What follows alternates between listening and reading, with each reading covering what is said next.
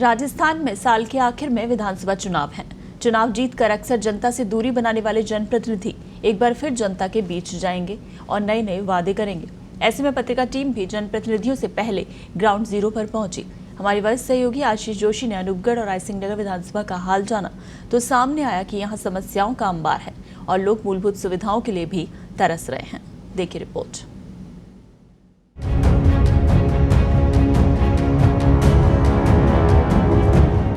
रुक रुक कर हो रही बारिश के बीच बीकानेर से करीब 225 किलोमीटर का सफर तय कर पत्रिका टीम भारतीय सीमा के अंतिम गांव लखा हाकम पहुंची।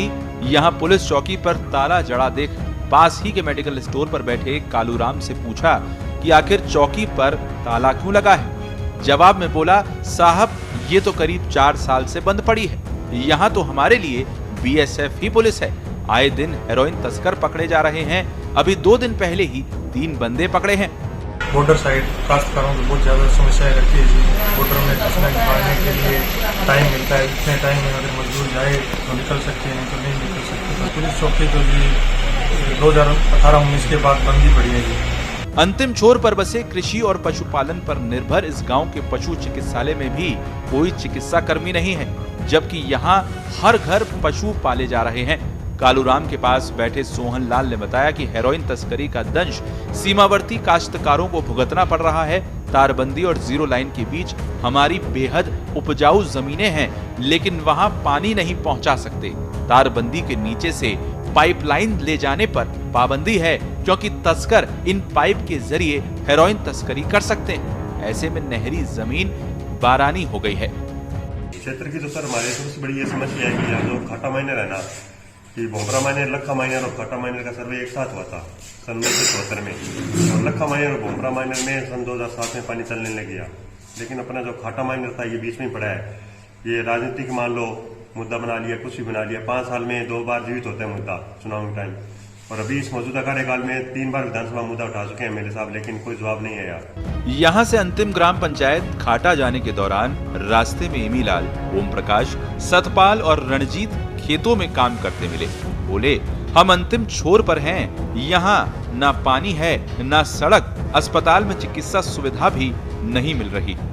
हम इस वक्त जो है गंगानगर जिले के बॉर्डर के गांवों में खड़े हैं, जहां से बॉर्डर जो है मात्र कुछ किलोमीटर दूर है। आप देख रहे हैं कि ये खाटा जाने वाली रोड है। हमने खाटा का भी दौरा किया और उसके पास में जो है दूसरे भी सीमावर्ती जो गांव है, उन सबकी सबसे बड़ी समस्या इन दिनों में जो सामने आ रही है वो हेरोइन तस्करी सबसे बड़ी और अहम समस्या है। पिछले कुछ दिनों में ही जो है 4-5 बार हेरोइन की खेप सीमा पार से आ चुकी है। ग्रामीणों का कहना है कि बीएसएफ यहाँ पे काफी मुस्तैद है, लेकिन पुलिस कर्मियों की मुस्तैदी और बढ़ाने की जरूरत है। इसके अलावा खाटा माइनर को लेकर जो है सर्वे कार्य आज से कई साल पहले हुआ, लेकिन आज तक खाटा माइनर की जो डिमांड है वो पूरी नहीं हो पाई। इस वजह से खाटा में पीने के पानी के अलावा जो सिंचाई का पानी है वो आज तक उपलब्ध नहीं हुआ और वो जमीन जो है आज भी वीरानी खेती करने को मजबूर है।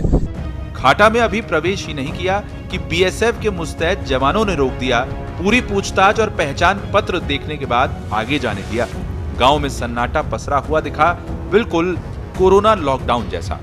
यहां ग्राम पंचायत भवन में वीरेंद्र भादु मिले। बोले कि खाटा माइनर का मुद्दा हर चुनाव में गरमाता है। हाल के 4.5 साल में भी विधानसभा में ये मामला 3 बार उठ गया, लेकिन धरातल पर अब तक कुछ नहीं हुआ। तभी पास बैठे बलराम कड़वासरा बोल पड़े, सीमावर्ती गांव के हालात बेहद खराब हैं। पीने का पानी ही साफ नहीं है। जलदाय विभाग के फिल्टर 4 साल से बंद पड़े हैं। पानी के साथ दवाइयां लेनी पड़ती हैं ताकि गंदा पानी बीमार ना करे। हमारे जी वाटर पानी की समस्या, बहुत गंदा पानी रहा है, कोई फिल्टर नहीं, सब खराब पड़े हैं। ये पानी की बहुत ज्यादा समस्या है। गाँव में बीमार पड़े बहुत लोग ज्यादा। ये पानी वाली बहुत ज्यादा समस्या है। एक गाँव में कोई साधन है, बस है, कुछ भी नहीं। पंचायत मुख्यालय के सब सेंटर पर 8 महीने से ताला लगा है। 3 पद स्वीकृत हैं, एक भी नहीं है। यहाँ से बाहर आए तो बारिश में घर जाने का इंतजार करते लालचंद मिल गए। कहा कि यहाँ रोडवेज बस सेवा ही नहीं है। बीएसएफ तो हेरोइन तस्करी में लिप्त लोगों को पकड़ रही है, लेकिन पुलिस गश्त बढ़ाने की जरूरत है। इसके बाद पत्रिका की टीम बीकानेर से अनूपगढ़ के रास्ते खड़साना पहुंची तो करीब 2 दशक पहले के किसान आंदोलन की याद ताजा हो गई। यहाँ ईंट भट्टों के व्यवसायी ब्रह्मा नागपाल हाईवे पर बैठे थे। हम भी गाड़ी रोककर उनसे बतियाने लगे। बोले कि पिछले करीब 1.5 दशक में घड़साना नगर पालिका की 2 बार घोषणा हो गई, बनी अब तक नहीं। एक और दर्द जुमा पर आया, कहा कि यहाँ जमीन पक्की है, फसल 7 दिन में पानी मांगती है। मार्च में एक और पानी मिल जाए तो कड़क सोना बरसा दे। पर्याप्त पानी के अभाव में फसल मारनी पड़ती है, उपज आधी रह जाती है। बस अड्डे पहुंचे तो वहां व्यापारी दर्शन जसूजा ने भी नगर पालिका का मुद्दा छेड़ दिया। कहा कि कोई भी पार्टी हो, हमें ढंग का स्थानीय नेता नहीं मिला, इसीलिए घड़साना में पालिका अब तक नहीं बन सकी। तभी आसपास के अन्य व्यापारी एक स्वर में बोले, अनूपगढ़ विधानसभा क्षेत्र की धुरी है घड़साना, लेकिन इसकी अनदेखी अब बर्दाश्त नहीं होगी। घड़साना से हम लैला मजनू की मजार के लिए विख्यात अनूपगढ़ पहुंचे। यहाँ लोगों में इस बात की खुशी तो दिखी कि अनूपगढ़ जिला बन गया, लेकिन वे इसकी क्रियान्विति को लेकर आशंकित भी कम नहीं थे। यहाँ भगवान दास मीठिया ने कहा कि ये लंबी तपस्या थी। एसडीएम ऑफिस के बाहर 12 साल का धरना चला, तब जाकर ये सौगात मिली है। समाज सेवी रमेश चुग बोले, जिले की प्रक्रिया जल्द ही पूरी होनी चाहिए, तभी असली खुशी होगी। एडवोकेट रमेश शेवकानी ने कहा कि यहाँ की जनता जागरूक और मुखर है। पिछले चुनावों में नोटा का अभियान भी चलाया था। तिलक चुग ने पोंग डैम विस्थापितों की जमीन का मामला उठाते हुए कहा कि इस मसले पर राजस्थान और हिमाचल की सरकार मिलकर कोई हल निकाले तो बात बने। लगभग 12 सालों से यह जो धरना चल रहा था, उसमें अब जो राज्य सरकार ने जिला घोषित किया है, उससे यहाँ की जो जनसंख्या है, जो जनता है, वो भी बहुत खुश है। और अनूपगढ़ जिला बनने से यहाँ के इर्द गिर्द जो भी एरिया है, यहाँ से खाजूवाला के लोग जो गंगानगर तक जाते थे, छत्तरगढ़ के यहाँ 365 हाइट के गंगानगर तक जाते थे, और वो जनता जो आज अनूपगढ़ में उनका काम होगा, तो उनको आर्थिक भी बचत होगी और समय की भी बचत होगी। सभी इस मत में हैं कि वर्तमान सरकार का बहुत बहुत आभार, उन्होंने देर से ही सही इस क्षेत्र के साथ न्याय किया और अनूपगढ़ को जिला घोषित किया। अब इसको जल्दी से जल्दी क्रियान्विति हो। अनूपगढ़ विधानसभा के लिए ये एक प्रबल समस्या है, क्योंकि 1188 मुरब्बों का जो प्रकरण है, वह जमीन सारी अनूपगढ़ विधानसभा की है। तो ये समस्या एक बहुत ही मायने रखेगी आने वाले अनूपगढ़ विधानसभा चुनावों के लिए। अनूपगढ़ से समेजा कोठी होते हुए हमारी टीम रायसिंह नगर पहुंची। यहाँ अधिकतर लोगों में इस बात का विरोध था कि उन्हें श्रीगंगानगर से हटाकर अनूपगढ़ जिले में डाल दिया जाएगा।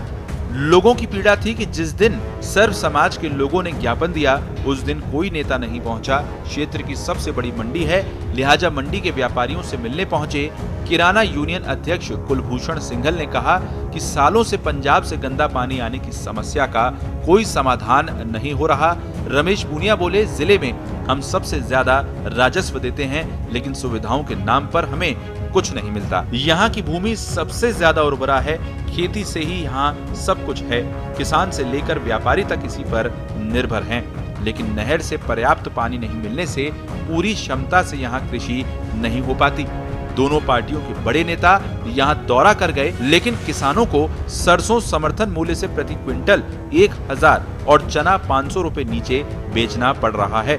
राइसनर की मुख्य समस्याओं में हमारे यहाँ सरकारी कॉलेज नहीं है और गवर्नमेंट हॉस्पिटल में हमारे अल्ट्रासाउंड की सुविधा नहीं है, उसका पद भी स्वीकृत नहीं है, ट्रॉमा सेंटर नहीं है यहाँ पर, और एक बहुत भयंकर समस्या गंदे पानी की। सबसे बड़ी समस्या है शिक्षा के लिए।